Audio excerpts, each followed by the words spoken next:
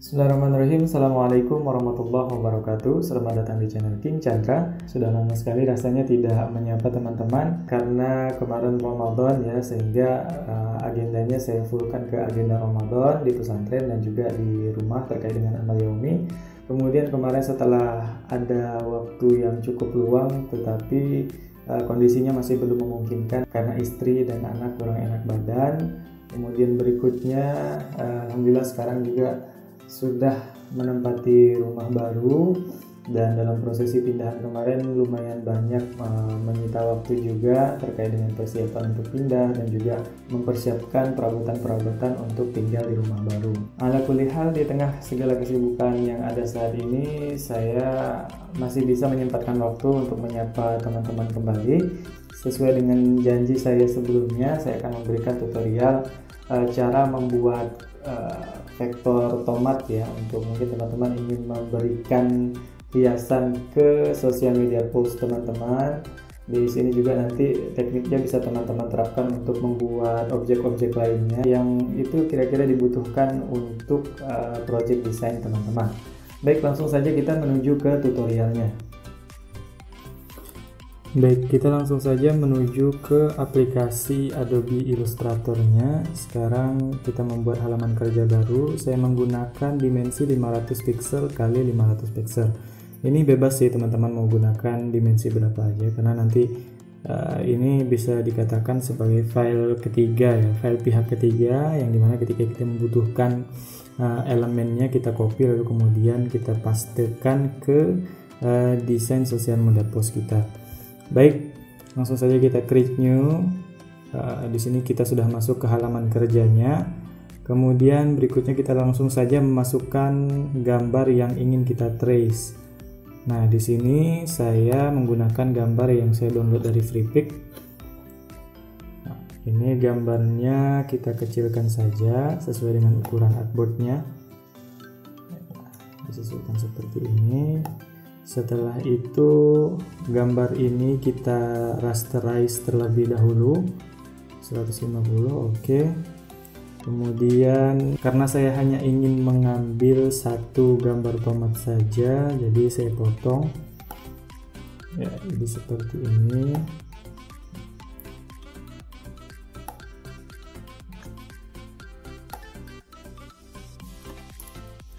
Nah, jadi gambar inilah yang nanti akan saya trace, dijadikan sebagai vektor. Nah, sebelumnya di sini layer satunya kita lock saja, kemudian kita tambahkan layer baru di bawah sini. Di sini gambar aslinya, kemudian di sini kita akan membuat vektornya. Untuk membuat vektor, kita akan memaksimalkan mesh tool di sini. Jadi untuk mesh tool ini adalah simpelnya garis-garis yang di setiap titik pertemuan garisnya, di situ kita bisa mengubah warnanya. Nah, untuk prakteknya langsung saja di sini. Nah, mesh tool biasanya bisa diterapkan di objek apa saja ya, misalkan seperti ini, kemudian kita berikan mesh tool maka jadi akan seperti ini. Nah, tetapi jika objeknya tidak berbentuk kotak atau memiliki garis vertikal dan horizontal yang proporsional, maka ya bentuknya akan acak seperti ini, mengikuti ya garis atasnya seperti ini, kemudian garis sampingnya seperti ini. Nah, untuk menghindari garis acak seperti ini, maka kita menggunakan yang paling basic ya bentuk shape-nya, yaitu bentuk kotak seperti ini. Nah, kita pilih saja, kita buat kotak sebesar buah tomat ini. Lalu kemudian ini kita ganti terlebih dahulu warnanya menjadi warna hijau. Nah, setelah itu teman-teman silahkan pergi ke window, lalu kemudian mengaktifkan navigatornya. Nah, setelah navigator ini aktif, ini kita simpan saja di samping seperti ini. Kemudian teman-teman silahkan klik icon mata pada layer dimana kita akan membuat vektornya ini. klik icon mata sambil menekan kontrol pada keyboard teman-teman. Ya, tekan kontrol, kemudian klik di sini, maka warna hijaunya tidak akan kelihatan dan kita hanya bisa melihat garis dari vektornya saja. Nah, berikutnya kita menambahkan mesh pada kotak ini. Setidaknya di sini kita akan tambahkan mesh horizontal dan mesh vertikal. Caranya gampang, teman-teman. Silahkan klik mesh tool, tekan U atau klik saja toolsnya di sini. Lalu kemudian klik di garis atas, lalu kemudian klik di garis samping untuk membuat mesh horizontalnya. Nah, setelah seperti ini, teman-teman silahkan klik aktifkan direct selection tool. Kemudian berikutnya atur bentuk dari shape ini tadi menyerupai atau mengikuti bentuk tomat yang akan kita buat vektornya. Nah, kita ikuti saja bentuknya seperti ini.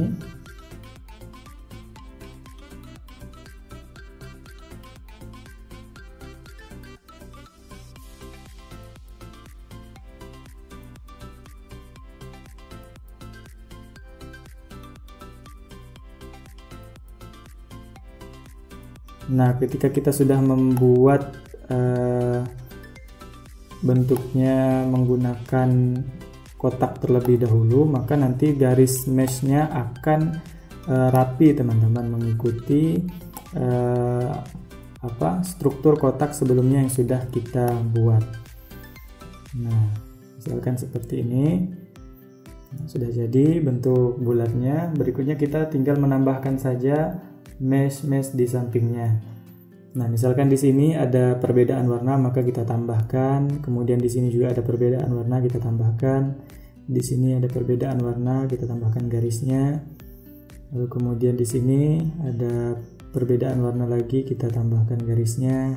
Di sini ya, untuk menentukan di mana kita membuat garis ya, caranya adalah dengan melihat di mana letak perbedaan warna yang ingin kita ubah nanti warnanya. Nah, di sini ada perbedaan warna, kita tambahkan di sini, di sini.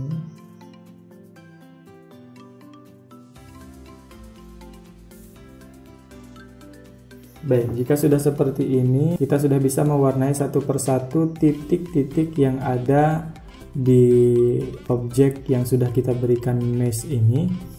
Untuk mewarnai masing-masing titiknya, kita aktifkan direct selection tool. Lalu kemudian kita seleksi, mungkin dari sini kita atur warnanya, kita seleksi. Ya, jika sudah terseleksi seperti ini, lalu kemudian kita aktifkan ini eyedropper tool. Kita aktifkan eyedropper tool, kemudian kita seleksi warna terdekat dengan titik tersebut. Nah, setelah itu ketika kita ingin mewarnai titik lainnya, kita tinggal tekan dan tahan kontrol, maka dia akan berubah kursornya menjadi direct selection tool. Kemudian kita seleksi sambil menahan kontrol, dan kita lepaskan kontrolnya untuk mengaktifkan eyedropper kembali. Nah, terus seperti itu prosesnya diulang sehingga titik-titik yang ada ini warnanya berubah menyesuaikan dengan warna tomat yang ingin kita trace ini. Nah, fungsi dari ini kita dapat melihat perubahan dari objek yang sesungguhnya. Di sini kan kita tidak melihat perubahan warnanya, tetapi di sini dari navigator ini kita dapat melihat perubahan aslinya.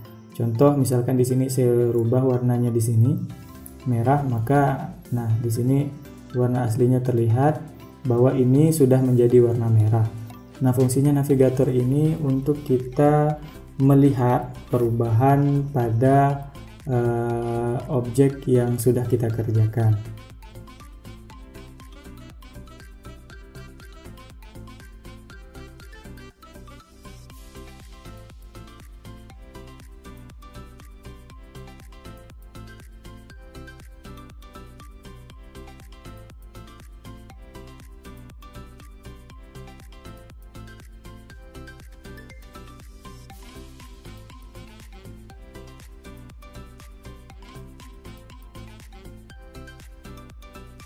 Nah, jika sudah seperti ini, maka ini sudah jadi ya teman-teman. Kita dapat melihatnya dengan menekan icon mata ini lagi sambil menekan kontrol. Nah, maka kita sudah mendapatkan objek tomatnya. Kemudian berikutnya kita tinggal membuat objek yang ini, tangkainya ini, daunnya ini yang ada di atas tomatnya. Untuk tekniknya secara umum sama, cuma perbedaannya kita tidak akan membuatnya secara keseluruhan langsung dibuat kotak karena ini lumayan kompleks bentuknya. Nah, untuk kasus seperti ini biasanya saya membuat setiap cabang ini satu kotak. Kita lihat contoh yang sudah saya buat sebelumnya. Ya, di sini ya ini. Nah, kita lihat di sini saya membuatnya terpisah ya antara satu cabang dan cabang lainnya. Oh ya, untuk bentuk tomat yang akan kita gunakan sebagai hiasan di sosial media post, ini tidak membutuhkan gambar yang benar-benar detail seperti tomat. Yang penting ini sudah menyerupai bentuk tomat secara secara sepintas, ya itu sudah cukup, karena nanti juga akan kita berikan efek blur pada objek tomat ini.